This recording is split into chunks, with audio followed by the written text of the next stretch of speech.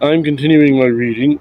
What I'm doing in this series is to read through the entire standard works of the Church of Jesus Christ of Latter-day Saints.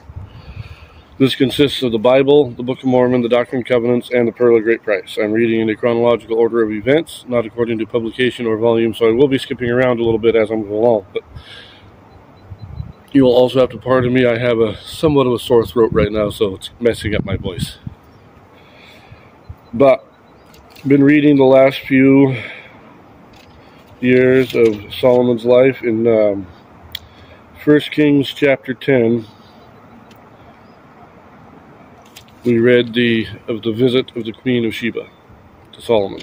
Now, 2 Chronicles chapter 9 begins with the same story. So let us read this. Queen of Sheba visits Solomon. He excels in wisdom, wealth, and magnificence. After reigning 40 years, Solomon dies and Rehoboam becomes king.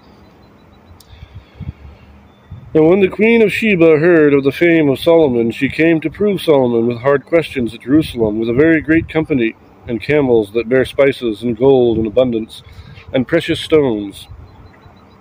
And when she was come to Solomon, she communed with him of all that was in her heart. And Solomon told her all her questions, and there was nothing hid from Solomon which he told her not. And when the Queen of Sheba had seen the wisdom of Solomon, and the house that he had built, and the meat of his table, and the sitting of his servants, and the attendance of his ministers, and their apparel, his cupbearers also, and their apparel, and his ascent, by which he went up into the house of the Lord, there was no more spirit in her. Just pause a moment. This is basically word for word from the 1 Kings chapter 10. I don't think there's a single variation in the story so far, and so if you want to get my full commentary about this visit of the Queen of Sheba, check out that video. Let us continue in verse 6. Howbeit, I believe... for verse 5.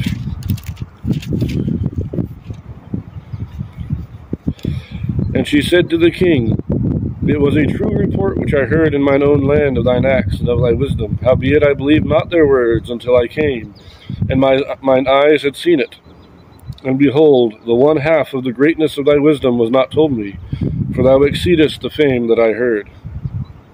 Happy are thy men, and happy are these thy servants, which stand continually before thee, and hear thy wisdom. Blessed be the Lord thy God, which delighted in thee to set thee on his throne, to be king for the Lord thy God, because thy God loved Israel, to establish them forever. Therefore made he thee king over them, to do judgment and justice. And she gave the king 120 talents of gold, and of spices great abundance, and precious stones. Neither was there any such spice as the Queen of Sheba gave King Solomon. And the servants also of Huram, and the servants of Solomon, which brought gold from Ophir, brought algum trees and precious stones. And the king made of the algum trees terraces to the house of the Lord, and to the king's palace, and harps, and psalteries, and singers. And there were none such seen before in the land of Judah. And King Solomon gave to the Queen of Sheba all her desire, whatsoever she asked, beside that which she had brought unto the king. So she turned and went away to her own land, she and her servants. And that's as far as we're going to read right now. Again, it's almost word for word from the King James. The two differences not the King James, from 1 Kings. In 1 Kings, it calls them almug trees, and here it calls them algum trees. So, likely the same tree, just a different spelling. And because of the spelling and everything, I kind of suspect that these might be almond trees, although that's just my personal speculation, so I don't know. But we're now told what they did with these trees. In 1 Kings, it just says that these trees went to the temple and went to the house of Solomon, but it doesn't say what they did with them. This one that says they built terraces, which are basically, sitting areas outside. The terrace is not...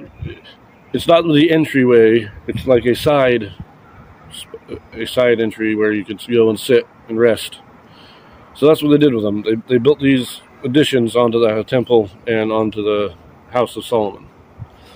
But other than that, the story is exactly the same as in 1 Kings. So